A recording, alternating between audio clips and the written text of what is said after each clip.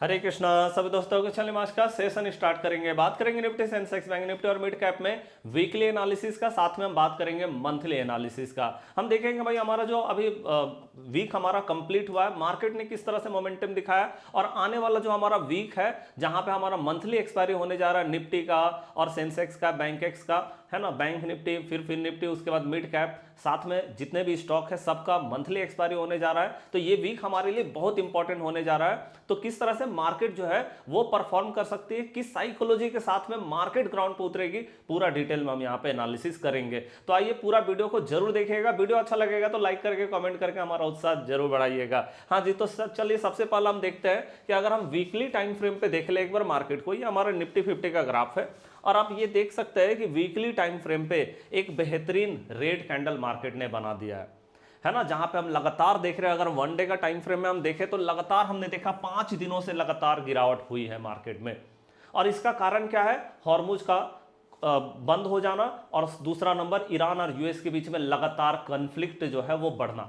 लगातार हम देख रहे हैं कि यूएस जो है लगातार 11वां दिन लगातार उन्होंने ईरान के ऊपर जो है स्ट्राइक किया और ईरान भी लगातार जो है जितनी भी यूएस की बेस जो गल्फ कंट्री में बनी हुई है वहां पे लगातार वो स्ट्राइक कर रहा है, जिसके कारण हमारा यहां पे देख रहे हैं कि मार्केट लगातार निगेटिव मोमेंटम कर रही है ना। चलिए, तो अब आगे क्या हो सकता है? सबसे पहले तो हम न्यूज को ही देखेंगे। कुछ न्यूज अभी अपडेट आया हुआ है उसको एक बार हम देख लेते हैं, उसके बाद हम देखते हैं कि मार्केट आने वाले टाइम में किस तरह से परफॉर्म कर सकती है। तो आइए सबसे पहले अगर हम न्यूज की बात कर ले तो हाँ जी, ये न्यूज को देखिए आप। यहां पे जो है अब ओमान जो है ना उसने मीडिएटर का काम किया है ईरान और यूएस के बीच में। ओमान जो है वो मीडिएटर के रूप में जो है दोनों के बीच में सुलह करवा रहा है, बातचीत करवा रहा है। तो आइए देखते हैं। खबर है कि हॉर्मुज स्ट्रेट पर ओमान की मध्यस्थता मीडिएटर वाली बातचीत में प्रोग्रेस के बाद ट्रंप ने ईरान पर प्लान किए गए मिलिट्री स्ट्राइक। देखिए, ट्रंप ने जो है मिलिट्री स्ट्राइक जो है वो प्लान किया था ईरान के ऊपर, क्या किया है? को रोक दिया है। इन्होंने बोला भैया अभी हम नहीं करेंगे, क्योंकि यहां पे क्या कर रहा है, ओमान जो है वो मीडिएटर का काम कर रहा है, वो दोनों के बीच में बातचीत करवा रहा है। चलिए, तो ये तो भैया पहला नंबर ट्रम्प का रिएक्शन आ गया कि उसने जो है मिलिट्री स्ट्राइक जो है वो रोक दिया है। अब दूसरा नंबर बात कर लेते हैं। यहां पे आप देख रहे हैं ईरान और यूएस के बीच में स्ट्राइक अब रुक गई है, दोनों एक दूसरे पर स्ट्राइक नहीं कर रहे हैं। चले, उसके बाद हम देखते हैं ईरान का रिएक्शन क्या है, क्योंकि आप यहां पे देख रहे हैं कि ट्रंप का रिएक्शन आया कि उसने मिलिट्री स्ट्राइक जो है वो रोक दिया है। अब यहां पे जो है ईरान ने क्या भाई रिएक्शन दिया है वो चीज देखते हैं। ईरान का कहना है कि उसे यूएस के साथ फुल स्केल वार, मतलब भाई ईरान उसे जो है यूएस के साथ में लॉन्ग टाइम फ्रेम पे या बहुत भारी भरकम स्केल पे जो है युद्ध करने का इनका जो है क्या है, में कोई दिलचस्पी नहीं है।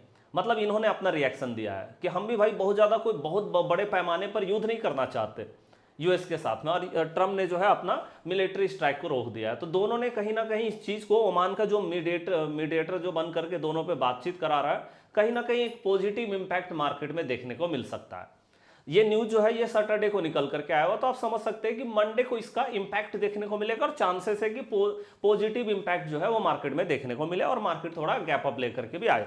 ओके, चले, तो ये तो हमारा पहला नंबर न्यूज हो गया। दूसरा नंबर एक और न्यूज जो है वो निकल करके आया हुआ है, ये चीज को आप देख सकते हैं, फॉरेक्स रिजर्व। हम लगातार इस चीज की बात कर रहे हैं कि भैया जब तक हमारे देश में, हमारे इंडिया में जब तक बाहर का पैसा नहीं आएगा ना तब तक एक्चुअल ग्रोथ नहीं हो पाएगा। जैसे हम लगातार देखते हैं कि एफआईआई जो फॉरेन इंस्टीट्यूशनल इन्वेस्टर है वो लगातार हमारे क्या कर रहे हैं, बेच रहे हैं। हम लगातार एफआईडीआई का डेटा एनालिसिस करते हैं तो हम देखते हैं लगातार एफआईआई बेच रहे हैं, 2 साल से लगातार वो बेच ही रहे हैं, लगभग 70 to 80% वो बेच रहे हैं, 15 से 20% वो खरीदारी कर रहे हैं बस। तो लगातार बाहर का पैसा जा रहा है ना, और निकल रहा है बाहर का पैसा, जिसके कारण हमने देखा 2 साल में निफ्टी ने कोई भी रिटर्न नहीं दिखाया है ना। तो ये किसके कारण हो रहा है? क्योंकि बाहर का पैसा जा रहा है। जब तक किसी भी देश में बाहर का पैसा नहीं आएगा तब तक वो उस कंट्री का ग्रोथ होना बहुत मुश्किल है। और यहां पे हम ये चीज को देख रहे हैं, फॉरेक्स रिजर्व है ना, रंग ला रही प्रधानमंत्री नरेंद्र मोदी की अपील। इन्होंने जितने भी एनआरआई थे हमारे देश के जो बाहर में रहते उनसे अपील किया था कि आप देश में इन्वेस्टमेंट कीजिए, है ना, आप यहाँ पे एफडी कराइए। ओके, और ये लगातार जो है तीसरे हफ्ते बढ़ा विदेशी मुद्रा। ओके, हम लगातार तीसरे हफ्ते देख रहे हैं कि हमारा जो बाहर का इन्वेस्टमेंट है वो बढ़ रहा है। ठीक है जी, भारत का विदेशी मुद्रा लगातार भंडार लगातार दूसरे हफ्ते बढ़ा है। 17 जुलाई को समाप्त 1.08 अरब डॉलर बढ़ करके इतना है ना, 676 अरब डॉलर हो गया। ओके, तो ये हम देख रहे हैं कि भाई बढ़ोतरी तो यहाँ पे देखने को मिला है कितना, 1.08 अरब डॉलर का एक सप्ताह में जो है मतलब हमको फॉरेक्स रिजर्व बढ़ता हुआ नजर आ रहा है। हालांकि इस दौरान स्वर्ण भंडार की वैल्यू 3.48 अरब डॉलर घटकर इतना हो गया। तो चलिए गोल्ड का वैल्यू तो घटा है, लेकिन फॉरेक्स रिजर्व सबसे इंपॉर्टेंट है, बाहर का मनी यूएस डॉलर वो बढ़ रहा है, जिसके कारण हम देखेंगे हमारी इंडियन रुपी को सपोर्ट मिलेगा।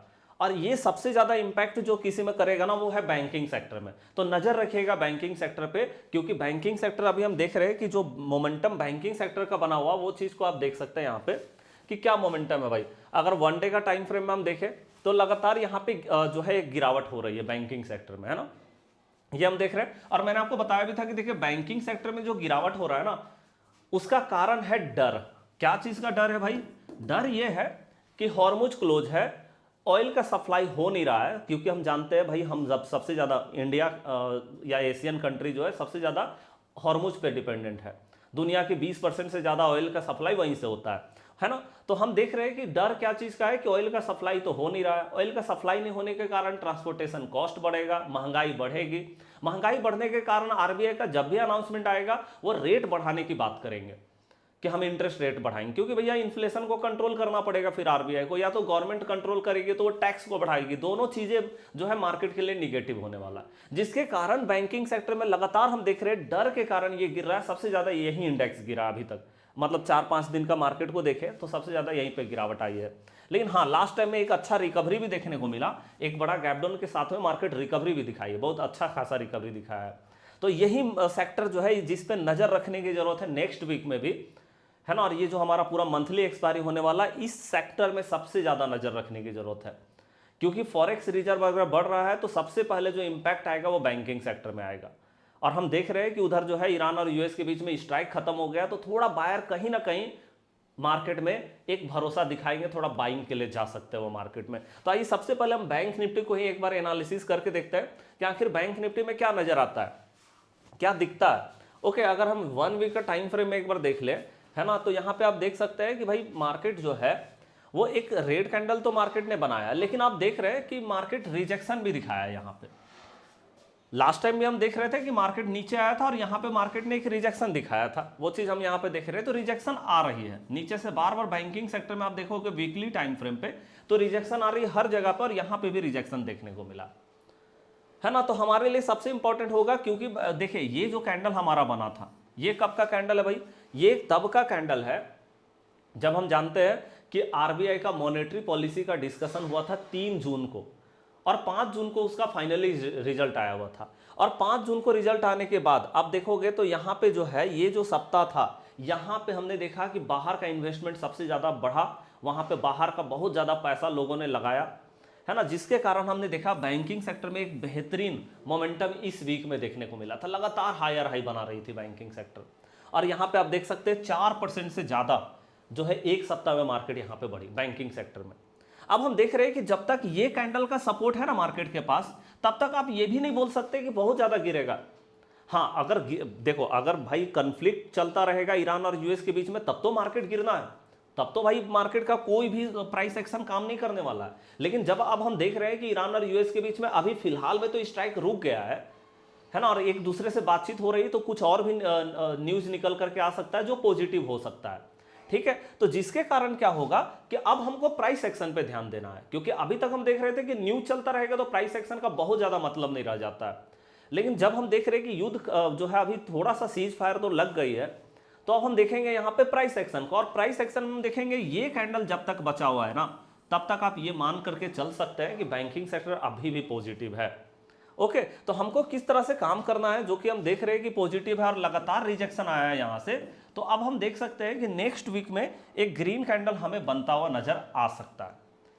ओके, तो अब हम किस तरह से यहाँ पे लेवल को चेक करेंगे, वो लेवल को आप देख लीजिए। लेवल हमने यहाँ पे आपके लिए बना दिया, सबसे इंपॉर्टेंट बैंकिंग सेक्टर है, तो बैंकिंग सेक्टर को ही हमने ज्यादा फोकस किया यहाँ पे इस क्लास में, ठीक है। तो यहाँ पे आप देखो सबसे इंपॉर्टेंट जो जोन है, यह हमारा जोन है ना, और यहाँ पे जो सबसे इंपॉर्टेंट हमारा जोन होने वाला है वो है 56,500 का लेवल। यहाँ पे ध्यान से देख लीजिएगा, लेवल बहुत इंपॉर्टेंट है, और यहाँ पे 56,800 का लेवल। मतलब ये जो है ना, ये हमारा कोई डिसीजन जोन नहीं है। यहाँ पे जब तक मार्केट रहेगी थोड़ा साइडवेज बना के रखेगी। जैसे ही ये साइडवेज जोन से मार्केट बाहर निकलती है तो यहाँ से 56,800 के ऊपर 57,000 का लेवल मार्केट यहाँ पे दिखा सकती है टारगेट नंबर 1 के रूप में। और उसके बाद जो मार्केट अप साइड में इसके ऊपर जो टारगेट हमें दिखा सकती है वो आप, हाँ जी, यहाँ पे देखिए। तो यहाँ पे हमने देखा कि हमारा जो टारगेट नंबर 1 होगा वो 57,000 होगा, है ना। इस लेवल से अगर ऊपर मार्केट जाती है, उसके बाद अगर यहाँ से मार्केट अप साइड में गई 57,000 का लेवल देख लीजिएगा, क्योंकि ये टॉप भी है, यहाँ पे मार्केट थोड़ा सा फंस भी सकती है। लेकिन अगर इसके ऊपर मार्केट निकल गई तो एक बेहतरीन लेवल जो है वो सेकंड नंबर टारगेट 57,250 और उसके बाद 57,500 का लेवल, 500 का साइकोलॉजिकल लेवल भी होने वाला। ओके, हाँ, यहाँ पे अगर 500 के ऊपर मार्केट गई, है ना, 57,500, तो इसके ऊपर मार्केट को एक अच्छा रेसिस्टेंस फेस करना पड़ सकता है।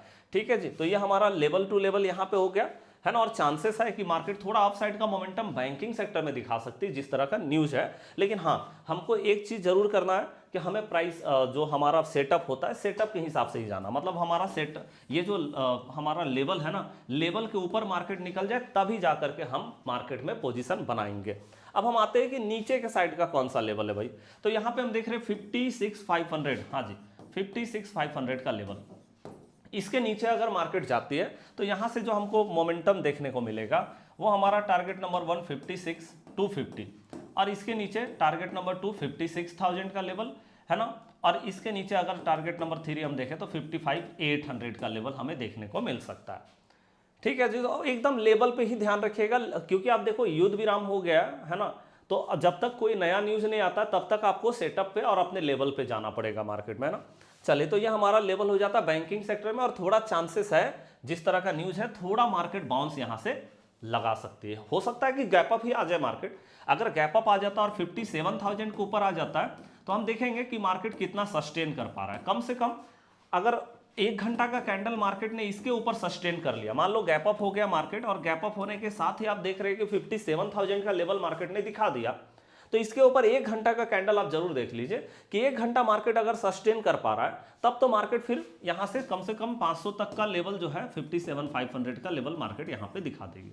ज्यादा चांसेस है मार्केट थोड़ा शॉर्ट कवरिंग करेगा यहां से, है ना। और जब टॉप पे जाए तो वहां से आपको देखना अपना सेटअप, कि सेटअप में अगर कोई रिजेक्शन कैंडल या कोई प्लस टाइप का कैंडल दिखता है तो वहां से हम जा सकते हैं बेयरिश होने के लिए।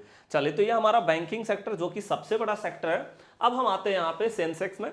सेंसेक्स में आप जो है यहाँ पे देख सकते हैं कि निफ्टी और सेंसेक्स दोनों में कोई डिफरेंस नहीं है। और मैंने आपको एक चीज बताया था कि देखो open is equal to high बना था 1 डे का टाइम फ्रेम में, open is equal to high. मतलब आप समझ सकते हैं कि भाई open is equal to high का कितना इंपॉर्टेंस होता है। 1 डे का टाइम फ्रेम में बना था और उसके बाद आप देख सकते हैं क्या गिरावट दिखाया है मार्केट ने।